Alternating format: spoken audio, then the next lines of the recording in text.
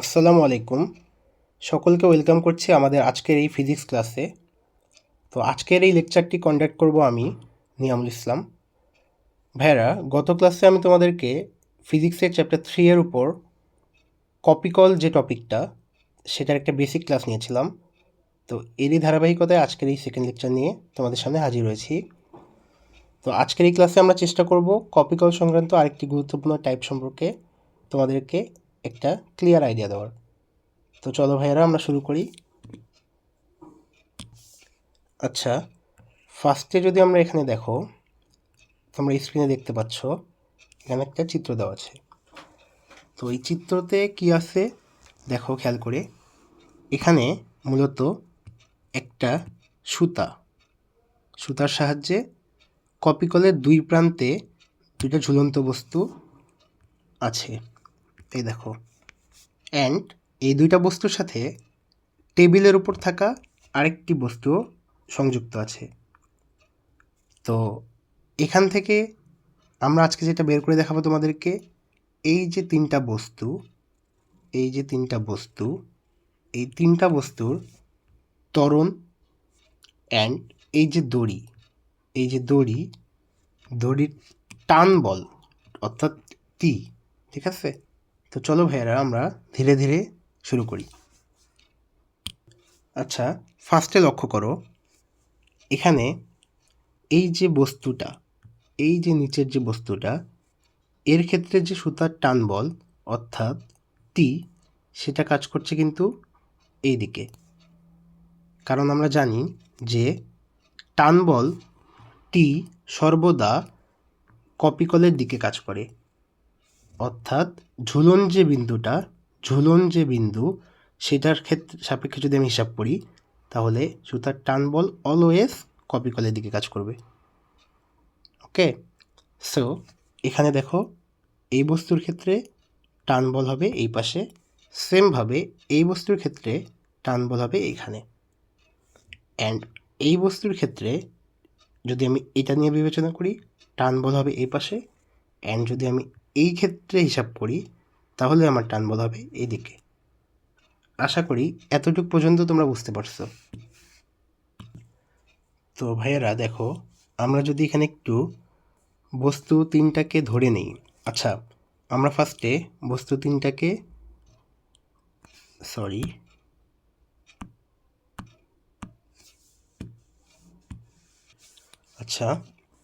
ধরে নিলাম এই বস্তুটির ভর m1, এই বস্তুটির ভর m2, অ্যান্ড নিচের এই বস্তুটির ভর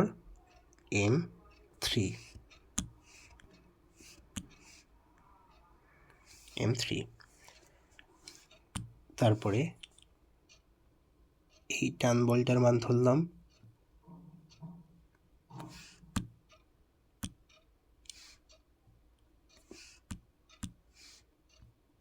T1। সেমভাবে এখানে যে টান বলটা কাজ করছে এটাও হবে T1। আবার এই টান বলটা হবে T2। আচ্ছা, এটা অন্য কালার দিয়ে দেখালে মনে হয় ভালো হবে, তাই না? আচ্ছা, কোনো সমস্যা নেই, চেঞ্জ করে দিচ্ছি। হ্যাঁ দেখো, তো এখানকার টান বলটা হবে ধরলাম T2, অ্যান্ড সেমভাবে এখানে টান বলের মান হবে T2। এই পর্যন্ত আশা করি তোমাদের কোনো প্রবলেম হয়নি বুঝতে। আচ্ছা, তো এরপরে যদি আমরা যাই, আচ্ছা দেখো ভাইরা, আচ্ছা এখানে এই পুরো সিস্টেমটার ক্ষেত্রে একটা জিনিস কিন্তু আমরা শর্ত হিসাবে ধরে নেব, সেটা হচ্ছে এই যে পুরো সিস্টেমটা, এই পুরো যে কপিকলের যে সিস্টেমটা, হ্যাঁ, এখানে আমরা যেটা ধরে নেব সেটা হচ্ছে এই m1 যে ভরের বস্তুটা, সেটা আমাদের এই m3 ভরের যে বস্তুটা তার চেয়ে ভারী। অর্থাৎ আমরা লিখতে পারি m1 is greater than m3। Okay, so যদি এটাই হয়ে থাকে, তাহলে তোমাদের মনে একটা প্রশ্ন আসতেই পারে যে আচ্ছা ভাইয়া, যদি M1 is greater than M3 হয়, তাহলে এই যে সিস্টেমটা, পুরো সিস্টেমটার ত্বরণটা আসলে কোন দিকে কাজ করবে, অ্যান্ড সেমভাবে এই বস্তুটার দিক কোন দিকে হবে। অর্থাৎ দেখো ভাইয়া, এখানে দুইটা মানে ঝুলন বিন্দুতে দুইটা বস্তু ঝুলানো আছে। তো আমার ত্বরণ যেদিকে কাজ করবে, আমার যে ত্বরণটা আছে, ঠিক আছে, এই ত্বরণ যেদিকে কাজ করবে সেইটাই তো হবে এই বস্তুর দিক। এতটুকু বুঝতে পারো কি না? দেখো, তোমাদেরকে ক্লিয়ার করে বুঝাই বলি আমি। দেখো, এই তলের উপর বস্তুটা আছে, ঠিক আছে। এখন এই বস্তুর মধ্যে, মানে যদি এই সিস্টেমের মধ্যে কোনো ত্বরণ সৃষ্টি হয়, এই পুরো সিস্টেমটাতে যদি কোনো ত্বরণ সৃষ্টি হয়, তো এই ত্বরণের দিক যেটা হবে, অর্থাৎ আমার বস্তুর গতির দিক যেটা হবে, মানে যেদিকে আর কি নিট বলটা কাজ করবে, ত্বরণের দিক কথাটি আসলে ঠিক নয়, আমি বলতে চাচ্ছি এফ নেট, ঠিক আছে। এই লব্ধি যে বলটা, এটা যদি মানে যেদিকে কাজ করবে, এই বস্তুর গতিও তো সেদিকেই হবে। এতটুকু তো ক্লিয়ার, তাই না? আচ্ছা, এতটুকু যদি ক্লিয়ার হয়ে থাকে, তাহলে দেখো এখানে আমার এই M1 ভরের বস্তুর ক্ষেত্রে ওজন বলটা কোন দিকে কাজ করছে, দেখো নিচের দিকে, তাই না? সেমভাবে এই M3 ভরের বস্তুর ওজন বল নিচের দিকে কাজ করছে। আর এখানে একটু লক্ষ্য করো, M2 ভরের যে বস্তুটা আমার, এই যে M2 ভরের বস্তুর ওজন বল নিচের দিকে কাজ করছে, সেটা হলো W2।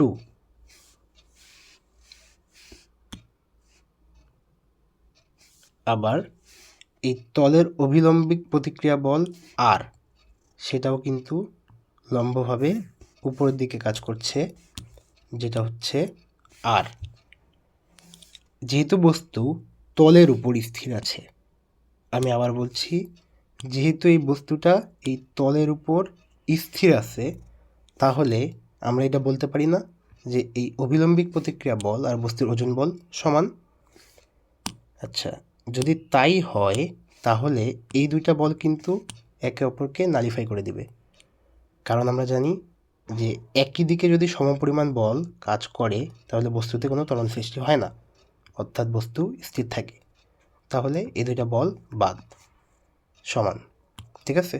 তো আমরা এর ওজন বলটা, এই বস্তুর যে ওজন বলটা, সেটা আমরা হিসাবেই নেব না, কারণ এই যে তোমার অভিলম্বিক প্রতিক্রিয়া বল অ্যান্ড এই ওজন বল পরস্পর সমান।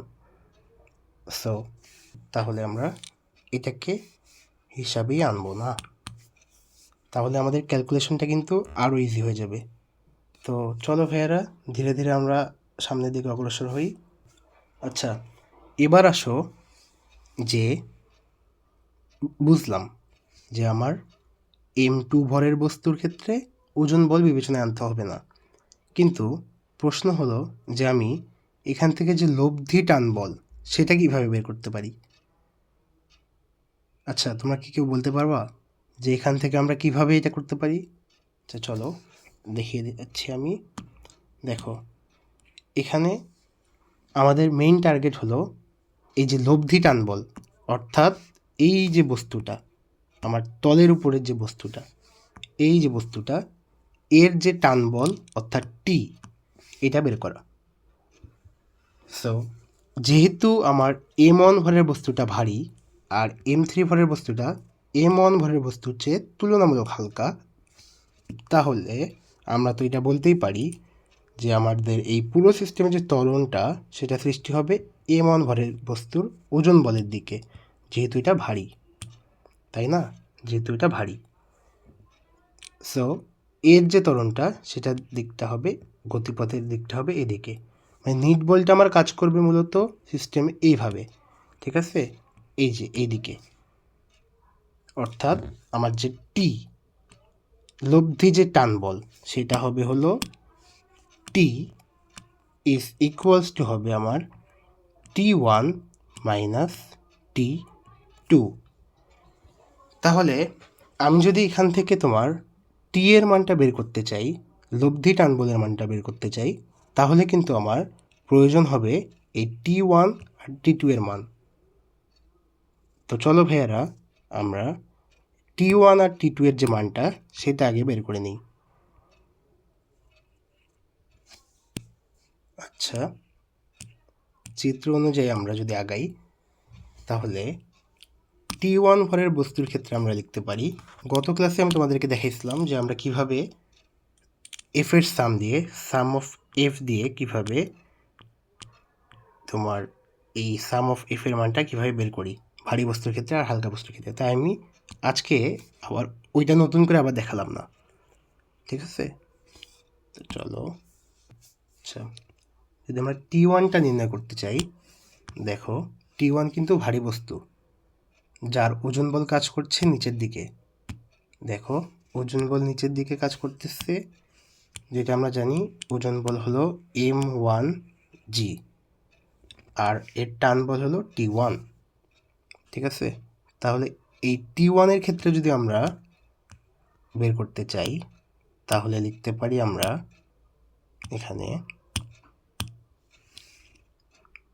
M1G minus T1 is equals to M1A, ঠিক আছে?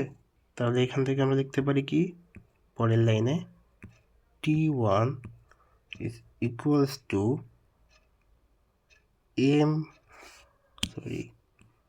M1A plus M1G, এটা 1 নম্বর ইকুয়েশন দিলাম।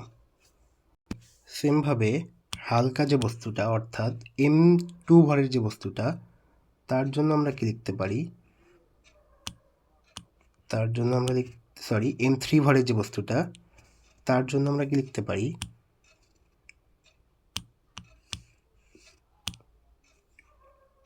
T2 minus M2G is equals to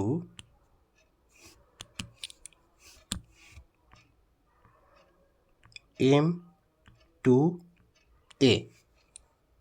তাহলে পরের লাইনে আমরা লিখতে পারি বা T2 সমান M2A প্লাস M2G, এটাকে আমি 2 নম্বর ইকুয়েশন দিলাম। আচ্ছা ভাইরা, এখন যদি আমি এখান থেকে এই 1 নম্বর ইকুয়েশন আর 2 নম্বর ইকুয়েশন এই দুটার মধ্যে যদি আমি বিয়োগ করি, মানে T1 মানে 1 থেকে যদি 2 বিয়োগ করি, ঠিক আছে, মানে 1 নম্বর ইকুয়েশন থেকে যদি 2 নম্বর ইকুয়েশনটা বিয়োগ করি তাহলেই কিন্তু আমি লব্ধি টান বল টি পেয়ে যাব। তো চলো 1 থেকে 2 বিয়োগ করে দিই। আচ্ছা,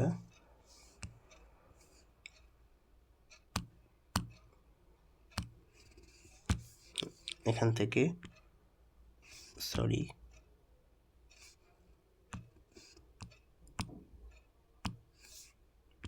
এক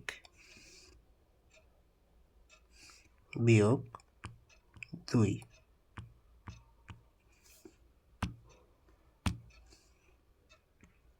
T সমান T1 মাইনাস T2, যেহেতু আমি ধরে নিয়েছিলাম যে T1 মাইনাস T2টাই হলো T, এবং কিভাবে সেটাও তোমাদেরকে দেখাইছি, তাই এটা আমরা লিখলাম। দেন আসো T1 আর T2 এর মানটা বসাই দিই।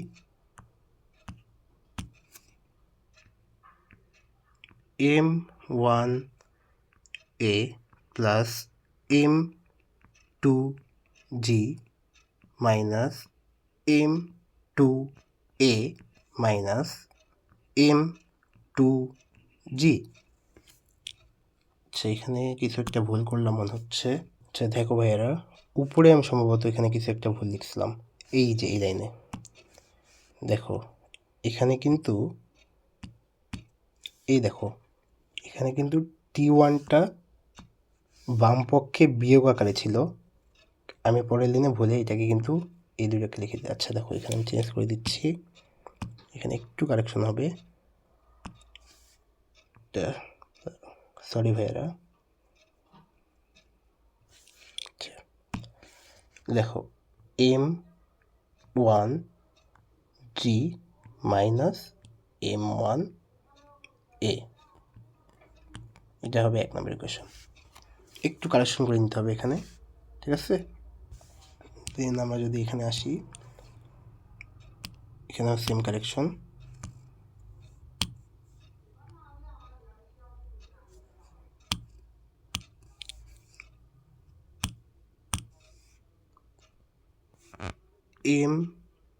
M1G মাইনাস M1A, আচ্ছা হ্যাঁ, এবার ঠিক আছে। তো এখান থেকে আমরা পরবর্তী লাইনে যদি টি, আচ্ছা দেখো ভাইরা, এখানে টি যে আছে, এই টিটা মানে কার টান বলছিল, কার ক্ষেত্রে?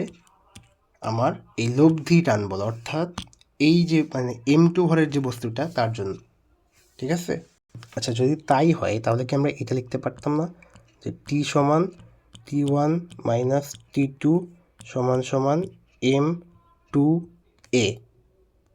কারণ আমরা কি জানি, বল F সমান ma। তো আমি যেহেতু এই M2 ভরের জন্য টান বল, লব্ধি টান বল টি নির্ণয় করছি, তাহলে তো আমি এটা বলতেই পারি যে টি সমান M2A, কি তাই না? চলো এই কাজটাই আমরা এখানে করব। এই যে এই লাইনে আমরা লিখতে পারি বা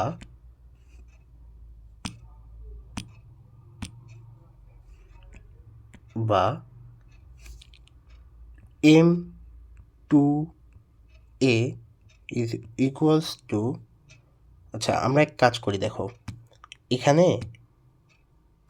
একটু লক্ষ্য করো ভাইয়ারা, এখানে ডান পক্ষে ত্বরণের মান আছে M1A, মানে ত্বরণ সম্বলিত রাশি আছে M1A আর M2A। তো আমরা ত্বরণগুলোকে এক পাশে নিয়ে যাব, বাম পক্ষে নিয়ে যাব। ওকে, আচ্ছা বাম পক্ষে নিয়ে গেলে দেখো কি আসে, এখান থেকে আমি সরাসরি লিখলাম M2A প্লাস M1A। আচ্ছা এখানে আরেকটা জিনিস চেঞ্জ করে নাও তোমরা, এটা আসলে তোমরা যে কোনো একটাকে M1 M2 ধরে করতে পারবা, সেটা সমস্যা না, কিন্তু আমি যেহেতু এখানে ওই তোমার হালকা বস্তুটাকে M3 ধরেছিলাম, তাই এখানেও M3 ধরেই করা লাগবে, না হলে কিন্তু পরে মিলবে না। আচ্ছা এটা একটু চেঞ্জ করে দিচ্ছি, যেখানে আমি কিন্তু হালকা বস্তুটাকে দেখো M3 ধরছিলাম,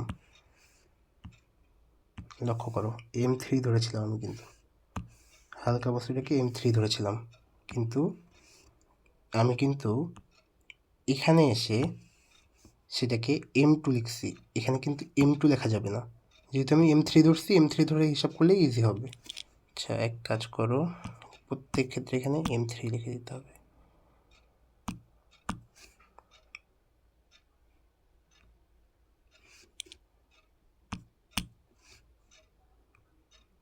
M3, এটাও 3 হবে,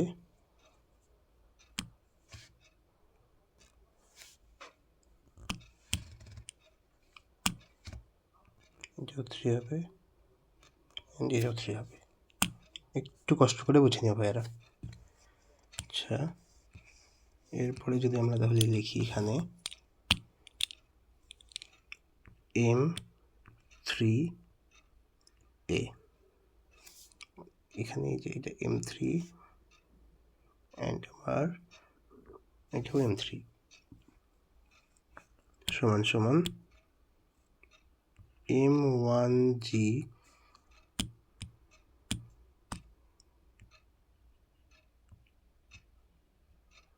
মাইনাস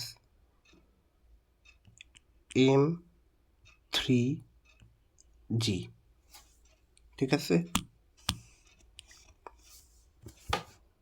তাহলে আমরা কি লিখতে পারি,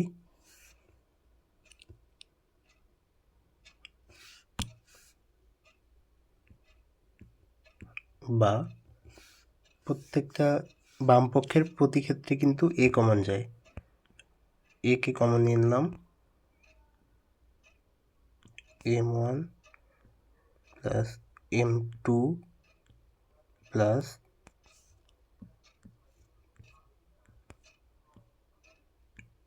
m3 সমান m1 মাইনাস m3 আর জি কমন যায়। আচ্ছা, তো ফাইনালি আমরা কি লিখতে পারি? ফাইনালি আমরা যেটা লিখতে পারি যে এ সমান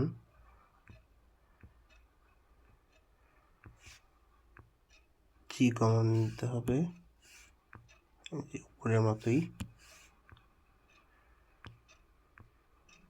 m1 minus m3 divided by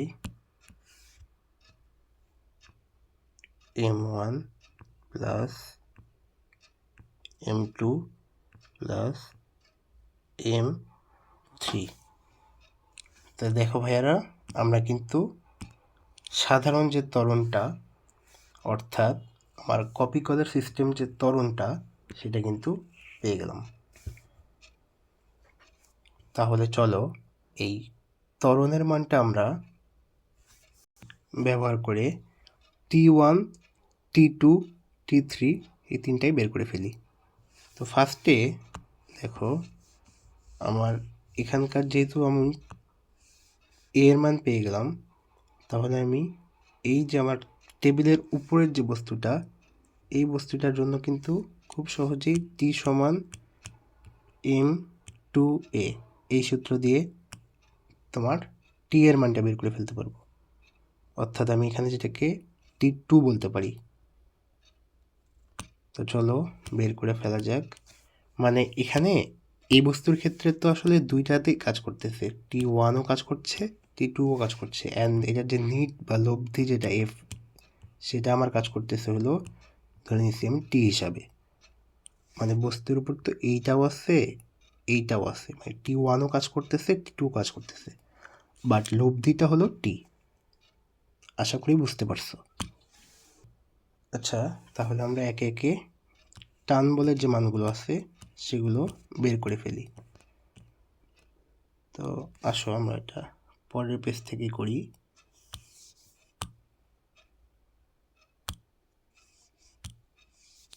আচ্ছা ভাইয়েরা, লক্ষ্য করো এই এর যে মানটা আছে, হ্যাঁ এর মানটা, এই এর মানটা আমরা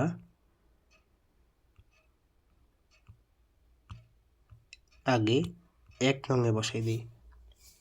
তাহলে কি আসে? আগে 1 নম্বর ইকুয়েশনটা লক্ষ্য করো তোমরা। 1 নম্বর ইকুয়েশনে কি ছিল? T1 is equals to m1g minus m1a। এই যে T1 সমান m1g মাইনাস m1a, দেখছো? তো আমরা এখন এই a এর মানটা বসাই দিয়ে এখান থেকে খুব ইজিলি কিন্তু T1 এর মানটা বের করে ফেলতে পারবো। তো চলো বের করে ফেলি।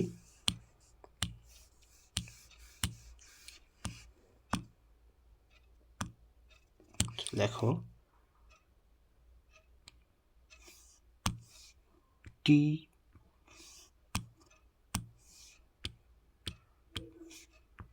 সমান, ওখান থেকে কিন্তু m1g মাইনাস m1a ছিল, তাই না? তাহলে আমরা কি লিখতে পারি? m1টাকে কমন দিলাম, g মাইনাস a। আচ্ছা, পরের লাইনে m1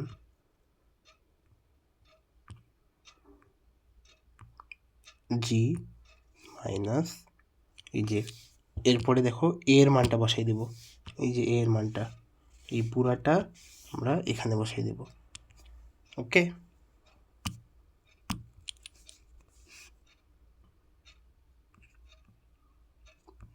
m1 minus m2 divided by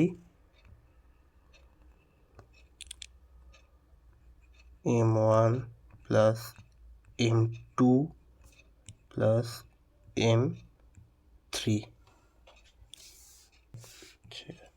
পরের লাইনে এখান থেকে আমরা লিখতে পারবো হলো, মানে এখন জাস্ট কিছুই না, তোমার এখান থেকে আমরা যেটা এখন করতেছি সেটা হচ্ছে এই যে এটাকে জাস্ট সিম্পলিফাই করা। ওকে, এই টোটালটা কিন্তু m1 এর সাথে গুণাকারে আছে। তো আমরা ফার্স্টে এই অংশটুকু নিয়ে কাজ করলাম, দেন এটা m1 এর সাথে গুণাকারে থাকবে। তো চলো লিখে ফেলি।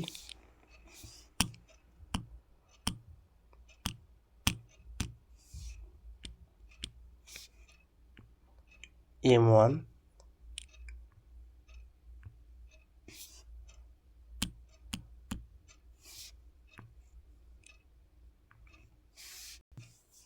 এখান থেকে লিখতে পারি m1g মাইনাস, সরি এখানে কিন্তু আমার এই পুরোটার সাথে এটা, আচ্ছা না ঠিক আছে, প্লাস m2g প্লাস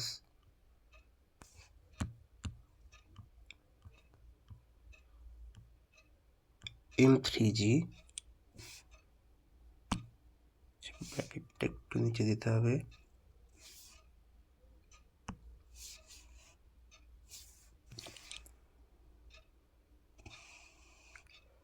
ঠিক আছে। এই পুরোটা থেকে কিন্তু আবার দেখো এই অংশটা কিন্তু বিয়োগ যাবে, লক্ষ্য করো ভাইয়েরা। এই আমরা কিন্তু এই নিচেরটার সাথে এটা হিসাব করলাম, হ্যাঁ, আবার এই পুরোটা থেকে কিন্তু আমার এই অংশটা বিয়োগ যাবে। তো বিয়োগ দিয়ে দিই, মাইনাস m1g মাইনাস m3g, ঠিক আছে। এই পুরোটার সাথে আবার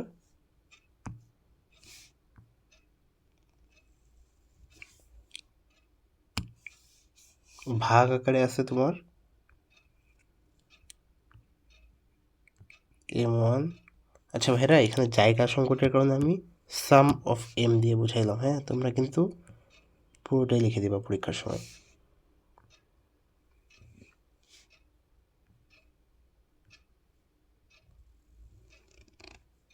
ঠিক আছে, আচ্ছা এবার এখান থেকে দেখো কি কি কাটা চলে যায়।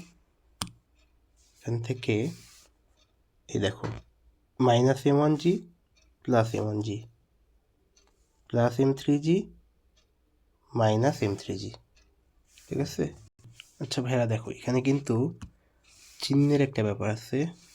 আমার এই পুরোটা যখন মাইনাস, আর এখানেও কিন্তু আমার দেখো এই উপরের অংশেও কিন্তু আমার মাইনাস ছিল, মানে আগেও কিন্তু মাইনাস ছিল, তো মাইনাসে মাইনাসে কিন্তু প্লাস হয়ে যাবে, এটা একটু লক্ষ্য রেখো। তাহলে এখানে চিহ্নটা কিন্তু প্লাস হবে। তাহলে আমরা যদি পুরোটা ক্যালকুলেশন করি, এখান থেকে কি আসতেছে দেখো, পরের লাইনে আমরা লিখতে পারি t1 সমান m1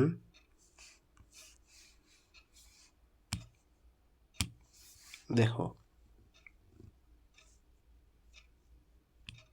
m2g, আর এখানে কিন্তু একটা m3g আর একটা m3g, এখানে কাটা হবে না,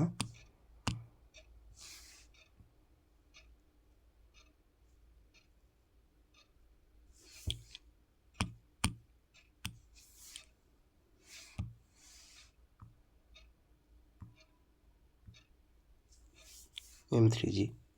তাহলে কি আসে, 2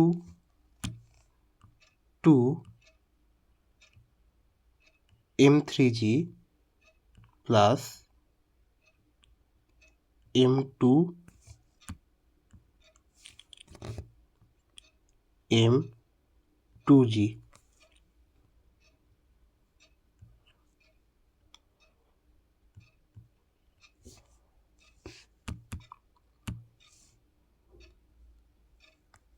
divided by sum of m, ঠিক আছে। তো দেখো ভাইয়ারা, T1-এর যে মানটা সেটা কিন্তু আমাদের চলে আসলো। তো সেমভাবে এখান থেকে আমরা T2 এর মানটাও ইজিলি বের করে ফেলতে পারবো। M1কে কমন নিয়ে G প্লাস A।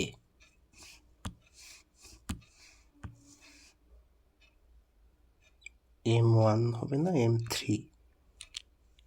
এটা কিভাবে আসলো? এটা কিন্তু আমার 2 নম্বর ইকুয়েশন থেকে। দেখো তোমরা, এই যে সেকেন্ড ইকুয়েশন, এই দেখো ভাইয়েরা, T2 সমান M3A প্লাস M3G। তাহলে আমি যদি A এর মানটা এই 3 নম্বর সমীকরণে বসাই দিই, তাহলে দেখো কি আসতেছে। T2, যেহেতু ওখানে 2 ক্ষেত্রে M3 ছিল, তাই M3 কমন নিয়ে T2 সমান M3 into G plus A। আশা করি বুঝতে পারছো ভাইয়ারা। তো T1 আর T2 এর মান যখন আমরা পেয়ে যাব, এখান থেকে আমি তোমাদের এই ক্যালকুলেশনটা দেখালাম না, যে তোমরা নিজেরা করবা সেম প্রসেসে। আমি আগেরটা যেভাবে করিয়ে দেখালাম পুরোটা একদম সেম প্রসেসে আগাবা, দেখবা এখানে লাস্টে T2 এর একটা মান পেয়ে যাবা। T1 আর T2 এর মান পেয়ে যাওয়ার পরে তোমরা ইজিলি T এর মানটাও বের করে ফেলতে পারবা, কারণ আমরা কি জানি, এক্ষেত্রে T সমান হবে T1 মাইনাস T2, তাই না? তাহলে দেখো ভাইয়ারা, এখান থেকে তোমরা যেটা করতে পারো, এই যে T1 এর মানটা, এটাকে তোমরা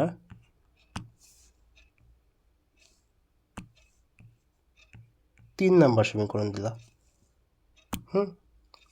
অ্যান্ড এখান থেকে তোমরা যে T2 এর মানটা পাবা সেটাকে দিবা 4 নাম্বার সমীকরণ, অ্যান্ড ফাইনালি 3 নাম্বার সমীকরণ থেকে 4 নাম্বার সমীকরণ বিয়োগ করলেই কিন্তু T এর মানটা পেয়ে যাবা।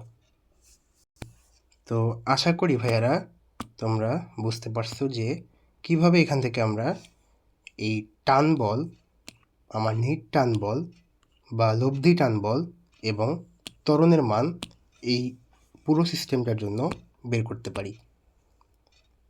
তো ভাইয়ারা আমি চেষ্টা করেছি, একটু কিছু ভুল হয়েছিল মাঝখানে, তোমরা একটু কষ্ট করে বুঝে নিও, সরি ফর দ্যাট। বাট তোমরা এই যে কনসেপ্টটা, এই পুরো কনসেপ্টটা কিন্তু খুব মনোযোগ দিয়ে বুঝে বুঝে পারলে নোট করে রাখবা, কারণ তোমাদের পরবর্তী ইন্টারেও কিন্তু এই ধরনের কনসেপ্ট একদম ক্লিয়ার থাকতে হবে, নাহলে কিন্তু ভাইয়ারা সমস্যা। তো আমি একবার পুরো বিষয়টাকে আরেকবার তোমাদের জন্য শর্ট করে রিক্যাপ করে দিচ্ছি। আচ্ছা, ফার্স্টে আমাদের একটা চিত্র দেওয়া ছিল, যেখানে আমাদের বলা হয়েছিল যে এখানে একটা বস্তু টেবিলের উপর রাখা আছে, যার সাথে সংযুক্ত সুতা দিয়ে কপিকলের দুই প্রান্তে দুইটা বস্তু ঝুলন্ত অবস্থায় ছিল। সো আমরা ধরে নিছিলাম যে এটা M1 ভরের বস্তু, যার ভর এই M3 ভরের বস্তুর চেয়ে বেশি। দেখো এখানে লিখেও নিচ্ছি M1 is greater than M3, and আমার এটার বস্তুর ভর ধরেছি আমরা M2। দেখো দেখাচ্ছে M2। আর এর ক্ষেত্রে আমরা ওজন বলটা হিসাবে আনি নাই কেন? কারণ এখানে ওজন বল আমার W2 আর অবিলম্বিক প্রতিক্রিয়া বল, মানে তলের উপর খাড়া লম্বভাবে যে বল ক্রিয়া করে, স্পর্শ তলের উপর অবিলম্বিক প্রতিক্রিয়া বলটা সমান। কারণ এটা আমি বুঝলাম কীভাবে, কারণ বস্তুটা স্থির আছে, দ্যাটস ওয়াই এটাকে নালিফাই করে দিচ্ছে। তারপরে দেখো আমরা এখানে দুইটা টান বল ধরে নিচ্ছি, যে T1 আর এটা T2। আর টান বলটা লক্ষ্য রাখবা সবসময় কিন্তু বস্তু থেকে বা ঝুলন বস্তু থেকে, ঝুলন বিন্দু থেকে কপিকলের দিকে হবে। দেখছো এখানে কিন্তু চিহ্নগুলো খুব সাবধানে দেবা। অনেকে দেখা যায় কি বস্তুর দিকে এভাবে দিয়ে দেয়, এটা যদি টিচারের চোখে পড়ে তাহলে কিন্তু কেটে দিবে, ঠিক আছে? এটা একটু লক্ষ্য রাখবা। অ্যান্ড তারপরে আমরা এখানে ধরে নিলাম, তারপরে যেহেতু বস্তুটা এই M1 ভরের বস্তুটা যেহেতু M3 ভরের বস্তুর চেয়ে ভারী, তাই এর ত্বরণটা হবে m1 বস্তুর ওজন বলের দিকে। দ্যাটস ওয়াই আমরা এখানে কিন্তু T1 অ্যান্ড T2 এর যে লব্ধি, অর্থাৎ এক্ষেত্রে T1 মাইনাস T2 করলেই কিন্তু নিট লব্ধি বল বা এর জন্য এই টান বলটা পেয়ে যাব। দেখো, তো আমরা এখানে আগের ক্লাসের কনসেপ্ট থেকে আমরা ইজিলি এখান থেকে T1 অ্যান্ড পরবর্তীতে T2 এর মানটা বের করে ফেলছি। বের করার পরে এই দুটা বিয়োগ করে দিছি, বিয়োগ করে দিয়ে ক্যালকুলেশন করার পরে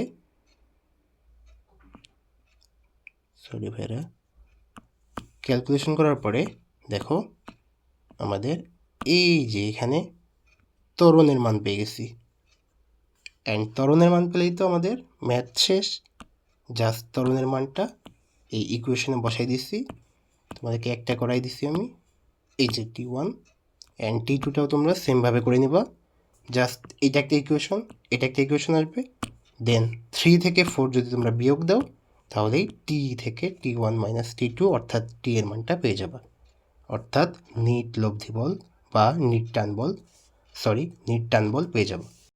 এটা কিন্তু একটু মাথায় রাখো, এই টি এর পরিচয় কি? টি এর পরিচয়টা net tension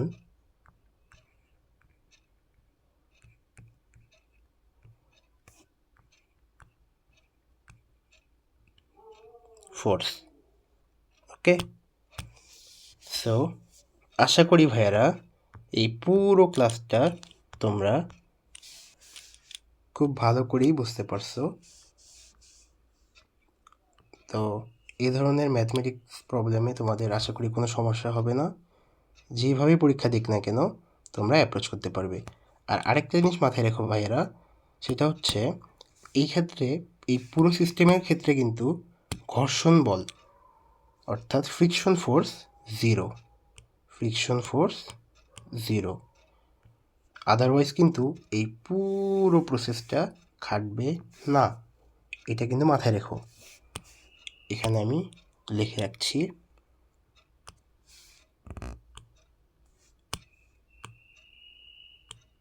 friction force is equals to 0। এটা কিন্তু খুবই ইম্পর্টেন্ট একটা কথা, কারণ ফ্রিকশন থাকলে কিন্তু বস্তুর কখনোই এই পুরো ক্ষেত্রে যে ত্বরণ কাজ করছে তখন কিন্তু সেম ত্বরণ কাজ করবে না, কারণ বস্তু যেদিকে যেতে চাবে তার বিরুদ্ধে বাধা থাকবে ঘর্ষণ বলের। আশা করি পুরো ক্লাসটা তোমরা খুব ভালো করে বুঝতে পারছো ভাইয়ারা। তো পরবর্তীতে নতুন কোনো লেকচার নিয়ে আবারও তোমাদের সামনে হাজির হব। ততদিন পর্যন্ত সুস্থ থাকো, ভালো থাকো। আসসালামু আলাইকুম, আল্লাহ হাফেজ।